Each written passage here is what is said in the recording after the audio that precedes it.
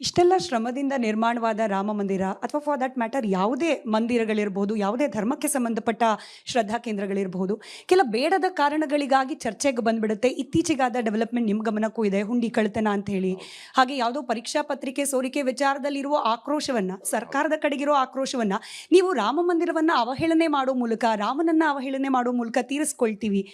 ನೀವು ಆ ರಾಮಲಲ್ಲನನ್ನ ಕೆತ್ತಿದ ಶಿಲ್ಪಿಯಾಗಿ, ಒಬ್ಬ ಭಾರತೀಯನಾಗಿ, ಒಬ್ಬ ಹಿಂದುವಾಗಿ ಈ ರೀತಿಯ ಪ್ರತಿಕ್ರಿಯೆಗಳನ್ನ, ಪ್ರಕ್ರಿಯೆಗಳನ್ನ ಯಾವ ರೀತಿ ಗಮನಿಸ್ತೀರಿ?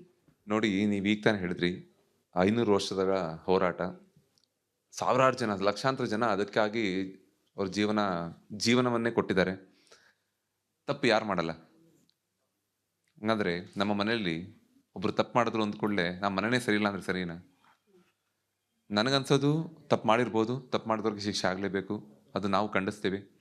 ಆದರೆ ಅಯೋಧ್ಯ ಮತ್ತು ರಾಮ ಮಂದಿರ ಅಥವಾ ರಾಮನ ಮೇಲಿರೋ ಭಕ್ತಿ ಯಾವತ್ತೂ ಅದ್ರ ಮೇಲೆ ಒಂದು ಸಣ್ಣ ಒಂದು ಇಂಚಷ್ಟು ಕಮ್ಮಿ ಆಗಲ್ಲ ರಾಮ ಭಕ್ತರಿಗೆ. ಅದನ್ನ ಯಾರೇ ಇದನ್ನ ಪೊಲಿಟೈಸ್ ಮಾಡಕ್ಕಿರ್ಬೋದು, ಅಥವಾ ಅವರ ಒಂದು ವಿಷಯನ ಏನಂತಾರೆ ಬೆಳೆ ಬೇಯಿಸ್ಕೊಳ್ಳೋಕ್ಕೆ ಮಾಡ್ತಿರೋದಿರ್ಬೋದು. ಅದೆಲ್ಲ ಮಾಡಿದಷ್ಟು ಅವರು ಚಿಕ್ಕವರಾಗ್ತಿರೋ ಹೊತ್ತು ಈ ವಿಷಯ ಒಂದು ನಿಮಿಷ ಕೇಳಿ ಮರಿತಾರೆ ಹೊತ್ತು ರಾಮನ ಮೇಲಿರೋ ಭಕ್ತಿ ಯಾವತ್ತೂ ಕಮ್ಮಿ ಆಗಲ್ಲ. ನೀವು ಒಮ್ಮೆ ಅಯೋಧ್ಯೆಗೆ ಹೋಗಿ ಒಂದು 10 ನಿಮಿಷ ನಿಂತ್ಕೊಳ್ಳಿ, ದೇವ್ರನ್ನ ನೋಡ್ಬಿಡಿ. ನೀವು ಅಲ್ಲಿ ಬರೋ ಜನನ ನೋಡಿ. ಅವ್ರಿಗೆಲ್ಲ ಈ ರೀತಿಯಾದ ನ್ಯೂಸ್ಗಳು ಏನು ಗೊತ್ತೇ ಇರಲ್ಲ. ಅಷ್ಟು ಅವರು ಮಗ್ನರಾಗಿ ಬಂದಿರ್ತಾರೆ. ಸಣ್ಣ ಸಣ್ಣ ಗ್ರಾಮದಿಂದ ನೀವಿನ್ನ ಯೋಚನೆ ಮಾಡ್ತಾ ಇರ್ತೀವಿ, ನಾವು ಅಯೋಧ್ಯೆ ಹೋಗ್ಬೇಕು ಅಂತ ಅನ್ಕೊಂಡಿದೀವಿ ಅಂತ. ಅದನ್ನೆಲ್ಲ ಬರ್ತಿ ಅವರ ದುಡ್ಡಿದೆಯಲ್ಲೋ ಗೊತ್ತಿಲ್ಲ. ಎಂತೆಂಥ ಗ್ರಾಮದಿಂದ ಎಷ್ಟು ವಯಸ್ಸಾದವರಿಂದ ಹಿಡಿದು ಹೇಗೆ ಬರ್ತಾರೆ ಅಂತ ನನಗೆ ನೋಡಿ ಅಷ್ಟು ಆಶ್ಚರ್ಯ ಆಗ್ಬಿಡ್ತಿತ್ತು. ಸೊ ಆಗ ಅನ್ಕೋತಿದ್ದೆ, ಇವ್ರಿಗೆಲ್ಲ ನ್ಯೂಸ್ ತಲುಪಿದ್ಯಾ? ಹಂಗಂದ್ರೆ ಇವರಲ್ಲಿ ರಾಮನ ಮೇಲೆ ಭಕ್ತಿ ಕಮ್ಮಿ ಆಗ್ಬಿಡುತ್ತಾ? ಆ ಥರ ಏನಾದ್ರು ಅನ್ಕೊಂಡಿದ್ರೆ ಅದು ಸುಳ್ಳು. ಯಾವತ್ತೂ ರಾಮ ಭಕ್ತರಿಗೆ ಅವ್ರ ಮೇಲಿರೋ ಪ್ರೇಮ ಆಗಲಿ ಭಕ್ತಿ ಆಗಲಿ ಯಾವತ್ತೂ ಕಮ್ಮಿ ಆಗಲ್ಲ. ಯಾವುದೇ ಒಂದು ಒಳ್ಳೇದಿದ್ಮೇಲೆ ಕೆಟ್ಟದ್ದು ಇದ್ದೇ ಇರುತ್ತೆ. ಒಳ್ಳೇದು ಕೆಟ್ಟದ್ದು ಜೀವನದಲ್ಲಿ ಬಂದೇ ಬರುತ್ತೆ. ಅದನ್ನ ಸ್ವೀಕರಿಸಿ ಮುಂದೋಗೋದಷ್ಟೇ ನನಗೆ ಗೊತ್ತಿರುವಂಥದ್ದು. ಪೊಲಿಟೈಸ್ ಆಗಿದೆ ಅಂತ ಅನ್ಸುತ್ತೆ, ಎಲ್ಲೋ ಒಂದ್ ಕಡೆ ಜಾಸ್ತಿ ಆಗಿದೆ. ಸೊ ತಪ್ಪು ಮಾಡೋದು ಮನುಷ್ಯರು. ವ್ಯವಸ್ಥೆ ಮೇಲೆ ಮನುಷ್ಯರ ಮೇಲೆ ಕೋಪ ಇರಲಿ, ಬದಲಾಗಿ ಆ ಕ್ಷೇತ್ರ ಶ್ರದ್ಧೆ ಮೇಲೆ ಬೇಡ ಅಂತ ಹೇಳಿ. ಹೌದು, ಹೌದು. ನಿಜ. ನಿಮ್ಮನ್ನ ನಾವಿವತ್ತು ರಿಯಲ್ ಹೀರೋ ಅಂತ ಸೆಲೆಬ್ರೇಟ್ ಮಾಡ್ತಾ ಇರೋದು ಬಹುಶಃ ಇವತ್ತು ಭಾರತದಲ್ಲಿರ್ತಕ್ಕಂಥ ಪ್ರತಿಯೊಬ್ಬ ಶಿಲ್ಪಿಗಳಿಗೆ ಅಥವಾ ಈ ಕ್ಷೇತ್ರದಲ್ಲಿ ನಾವು ಕೂಡ ಸಾಧನೆ ಮಾಡಬೇಕು ಅನ್ನೋರಿಗೆ ನೀವು ಸ್ಫೂರ್ತಿ ಆಗಿದ್ದೀರಿ. ನೀವೊಂದು ರೀತಿ ರೋಲ್ ಮಾಡೆಲ್ ಆಗಿದ್ದೀರಿ. ಅರುಣ್ ಅವರೇ, ನೀವು ಕೂಡ ಪರಂಪರಾಗತವಾಗಿ ಇದನ್ನ ಪಡ್ಕೊಂಡು ಬಂದಿದ್ದೀರಿ ಈ ಕಲೆಯನ್ನ. ಮುಂದಿನ ತಲೆಮಾರುಗಳಿಗೂ ಕೂಡ ವರ್ಗಾವಣೆ ಮಾಡೋ ಪ್ರಯತ್ನ ಮಾಡ್ತಿದ್ದೀರಿ. ಸೊ ಆ ಕಾರ್ಯದ ಬಗ್ಗೆ ಹೇಳೋದಾದ್ರೆ, ಹಾಗೆ ನಿಮ್ಮಂತೆ ಈ ಕ್ಷೇತ್ರದಲ್ಲಿ ಸಾಧನೆ ಮಾಡಬೇಕು ಅಂತಿರುವವರಿಗೆ ನಿಮ್ಮ ಕಡೆಯಿಂದ ಮಾರ್ಗದರ್ಶನ. ಎಲ್ಲ ಕ್ಷೇತ್ರದಲ್ಲೂ ಶ್ರದ್ಧೆ ಬಹಳ ಮುಖ್ಯ. ಮಾಡೋ ಕೆಲಸವನ್ನ ಪ್ರೀತಿಯಿಂದ ಮಾಡಬೇಕು. ನೀವು ಅಂದಂಗೆ 5 ತಲೆಮಾರಿಂದ ಮಾಡ್ತಾ ಬರ್ತಾ ಇದ್ದೀವಿ. ಈಗ ಮುಂದಿನ ಪೀಳಿಗೆ ಮಕ್ಕಳು ಸಹ ನಮ್ಮಲ್ಲಿ ಕಲಿತಾ ಇದ್ದಾರೆ. ಒಂದು ಏನಂತೀವಿ, ಶ್ರದ್ಧೆ ನಮ್ಮಲ್ಲಿದ್ದರೆ, ನಿಮ್ಮ ಕ್ಷೇತ್ರ ಇರ್ಬೋದು, ನಮ್ಮ ಕ್ಷೇತ್ರ ಇರ್ಬೋದು, ಯಾವುದೇ ಕ್ಷೇತ್ರ ಇರ್ಬೋದು, ಪರೀಕ್ಷೆ ತಗೊಂತಾರೆ ಭಗವಂತ.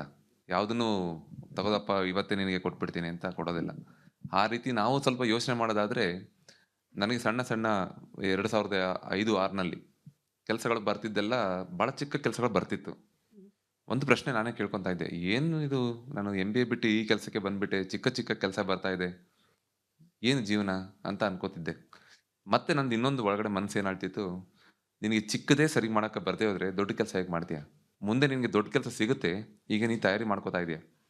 ಸೊ ಆ ಮನೋಭಾವದಲ್ಲೇ ಇದ್ದೆ. ನನಗೆ ಚಿಕ್ಕ ಕೆಲಸನೂ ಸಹ ಬಹಳ ಶ್ರದ್ಧೆಯಿಂದ ಕಲ್ತ್ಕೊಂಡು ಮಾಡ್ತಾ ಇದ್ವಿ. ಮಕ್ಕಳಲ್ಲಿ ಆ ಒಂದು ಕೆಲಸದಲ್ಲಿ ಚಿಕ್ಕದು ದೊಡ್ಡದಿಲ್ಲ, ಅದನ್ನ ಮಕ್ಕಳು ಅರ್ಥ ಮಾಡ್ಕೊಬೇಕು. ಯಾವುದೇ ಕೆಲಸವನ್ನು ಶ್ರದ್ಧೆಯಿಂದ ಮಾಡ್ತಾ ಇದ್ರೆ ಯಾರೋ ಒಬ್ರು ನಿಮ್ಮನ್ನು ಗಮನಿಸ್ತಾ ಇರ್ತಾರೆ, ಅದು ನಿಮಗೆ ಗೊತ್ತಿರೋದಿಲ್ಲ.